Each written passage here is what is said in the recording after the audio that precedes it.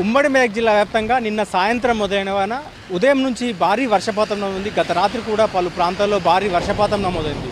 దీంతో ఈ సీజన్ ప్రారంభంలో కురిసిన వర్షంతో పాటు మధ్యలో చాలా వరకు లోటు వర్షపాతం నమోదైంది. చాలా మండలాల్లో పడాల్సిన వర్షపాతం కన్నా లోటు వర్షపాతం ఉంది. రాష్ట్ర వ్యాప్తంగా ఒక పరిస్థితి ఉంటే ఉమ్మడి మెదక్ జిల్లా వ్యాప్తంగా కొంత వర్షాభావ పరిస్థితులు నెలకొన్నాయి. కానీ నిన్న రాత్రి నుంచి కురుస్తున్న వర్షానికి చెరువులు ఇప్పుడిప్పుడే నిండుతున్నటువంటి పరిస్థితి ఉంది. చాలా వరకు చెరువులు అలుగు పారుతున్నాయి.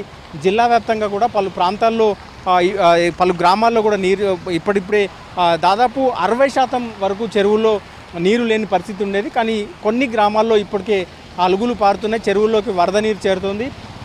సింగూరు ప్రాజెక్టులు కూడా దాదాపు 4000 పైచీలకు క్యూసిక్ల వరద ఇన్ఫ్లో వస్తుంది. దాంతోపాటు ఇటు మెదక్ జిల్లాలోని ఏడుపాయల వనదుర్గ అమ్మవారి ఆలయం వద్ద కూడా వరద చేరుతుంది. వనదుర్గ ప్రాజెక్టులు కూడా నీరు చేరుతుంది. మరోవైపు సిద్దిపేట జిల్లాలో ప్రత్యేకించి సిద్దిపేట జిల్లా హుస్నాబాద్ మాత్రం పూర్తిగా జలమయమైపోయింది. ఇటు పలు గ్రామాల్లో కూడా రాకపోకలు నిలిచిపోతున్న పరిస్థితి. నర్సాపూర్ నియోజకవర్గంలో కావచ్చు, ఇటు మెదక్ నియోజకవర్గంలో కౌడిపల్లి కావచ్చు, అయితే రామంపేట మండలంలో కావచ్చు దాదాపు భారీ వర్షపాతం నమోదైంది. నిన్న రాత్రి అయితే 20 సెంటీమీటర్ల వర్షపాతం మెదక్ పరిసర గ్రామాల్లోని పాదూరులో ఉంది. మెదక్ 20 సెంటీమీటర్ల వర్షపాతం ఉంది. సంగారెడ్డి ప్రాంతంలో కావచ్చు, సంగారెడ్డి ఆత్మూరులో 10 సెంటీమీటర్ల వర్షపాతం నమోదైంది. సిద్దిపేట జిల్లా కొమరవెల్లిలో కూడా 10 సెంటీమీటర్ల వర్షపాతం నమోదైంది. హల్దీవాగులోకి భారీగా వరద నీరు చేరుతుంది.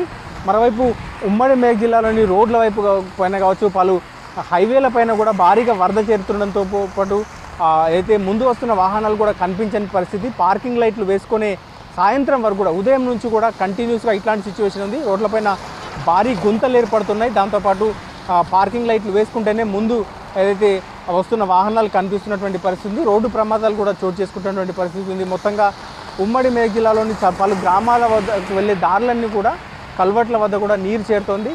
చెట్లు విరిగిపోయిన ఆందోళన కావచ్చు, ఇతర ప్రాంతాల్లో రోడ్లపైన చెట్లు విరిగిపోయినటువంటి పరిస్థితులు కూడా ఉన్నాయి. పాత ఇళ్లలో ఉంటున్న వారు కొంత అప్రమత్తంగా ఉండాలని కూడా అధికారులు సూచిస్తున్నారు.